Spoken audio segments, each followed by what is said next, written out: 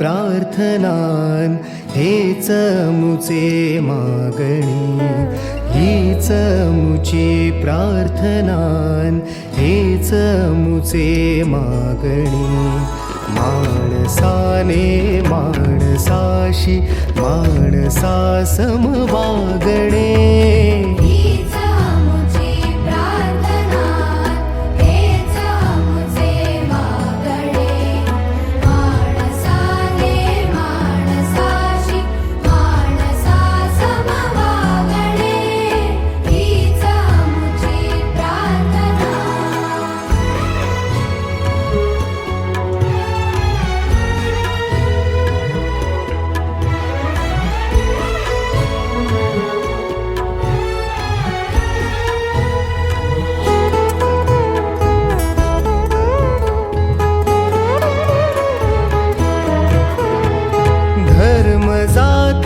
प्रांत भाषा द्वेष सारे संपू दे.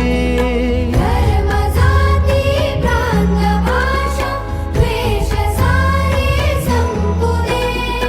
एक निष्ठा एक आशा एक रंगी रंगू दे.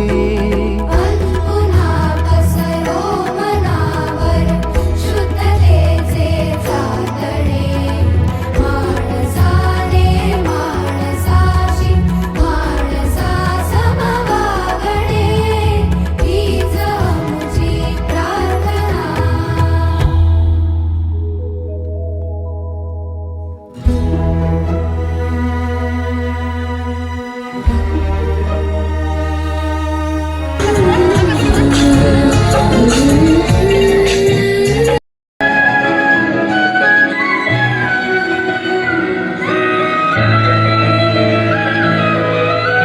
उपस्थित सर्व केंद्र प्रमुख मुख्याध्यापक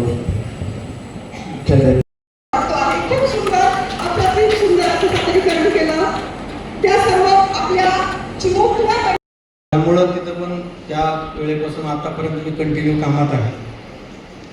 आज आपण बघता येईल या आदरणीय जिल्हाधिकारी महोदय यांच्या संकल्पनेतून साकार झालेल्या कार्यक्रमासाठी एकत्रित जमलो आहोत. परिणाम असा झाला, तिसऱ्या दिवसापासून ते हळूच माझ्याकडे यायला लागले.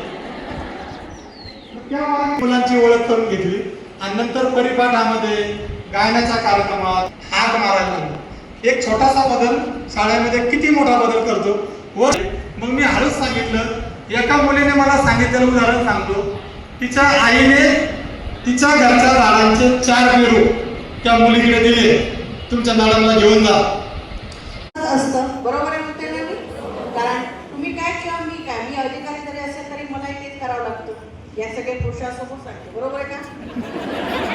तर हा आउटलेट करण्यासाठी जो आपण हा कार्यक्रम घेतलेला आहे ती बरं आहे. हे जेवढे जर 700 ते 800 शिक्षिका आहेत. स्वामीजी येतील कोणी साहेबजी जे करतील. सर स्वतः यासाठी टाळ्या वाजवतो. सकाळी 5ला उठतो.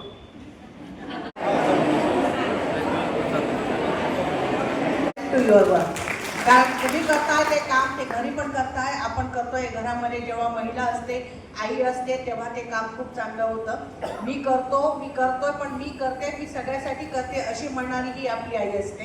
आणि ह्या आईसाठी किंवा शिक्षकासाठी तुम्ही करणारे काम आणि तुमच्या ह्या कामाला सॅल्यूट.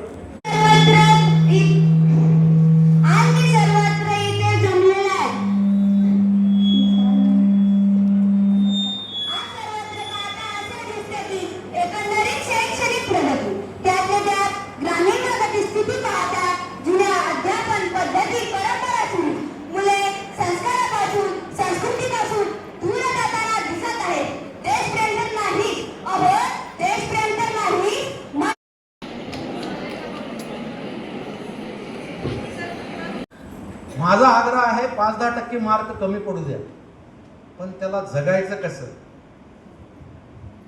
संकटाला सामोरं कसं जायचं. हो आज आज 2-3 दिवस कंटिन्यू बातम्या आहेत, मार्क कमी पडले म्हणून मुलीने आत्महत्या केली, मुलाने. आता मला वाटतं पुरवणी परीक्षेचा निकाल लागला. जर आपले मुलं मुली परीक्षात फेल झाल्यामुळे जर आत्महत्या करत असतील किंवा आत्महत्याचा विचार करत असतील तर जीवनात किती संकट आहेत, कितीतरी अडचणी येणार आहेत, कितीतरी आरोप होणार आहेत, कितीतरी अडथळे लागणार आहेत. शिकवणार कोणी? दुर्दैवानं आई वडील घरचे जे संस्कार होते ते बंद होत गेले आणि मुलं मग ह्या दिशेने चालली. म्हणून त्यांच्यात स्पर्धा परीक्षेचाही घडवणे. दुसरा मुद्दा होता संस्कारक्षम विद्यार्थी घडवणे. तुम्ही आम्ही आता संस्कार करायला आपल्याकडे वेळच नाही. किती जणांच्या घरी लहान मुलं मुली, जे काही धर्म आहे आपला, जे काही जात आहे, जे काही संप्रदाय आहे, त्या ग्रंथाचं वाचन किती मुलं करतात. आणि शिक्षण क्षेत्रामध्ये अनेक उपक्रम मी केलेले आहेत, अनेक कार्यक्रम केलेले आहेत. स्वच्छ शाळा सुंदर शाळेचा उगम आम्ही केला होता, जे तुम्ही आता मुख्यमंत्री स्वच्छ शाळा म्हणून राबवताय. सोलापूरला मी स्वतः रात्रंदिवस मेहनत करून, स्वतःचे पैसे खर्च करून, कोरोना झाल्यानंतर ज्या शाळेची अवस्था झाली होती ती दुरुस्त करायची म्हणून वेड्यासारखं मी 2 महिने काम केलं. 17 कोटी रुपये जमा केले लोकवर्गणीतून. आणि त्या 17 कोटीतून 2600 शाळा स्वच्छ सुंदर केल्या. इतक्या स्वच्छ सुंदर केल्यात की आंध्र आणि कर्नाटकातून आजही लोक बघायला येतात शाळा. त्याच्यानंतर ते सादरीकरण झालं शिक्षण मंत्री महोदयाकडे, मुख्यमंत्री महोदयाकडे, आणि त्याचा GR निघाला. आणि आज तुम्ही ते मुख्यमंत्री स्वच्छ ह्या समितीच्या मदतीने, त्यातील सदस्यांच्या मदतीने ते प्रशिक्षण आपल्याला पूर्ण करून घ्यावयाचे आहे. तर ह्यामध्ये आपल्याला कोणकोणते कामं करून घेता येतात. एक तर मुलींची किंवा मुलांची उपस्थिती जर कमी असेल तर ते उपस्थिती कशी वाढवता येईल. 100% उपस्थिती करण्यासाठी आपल्याला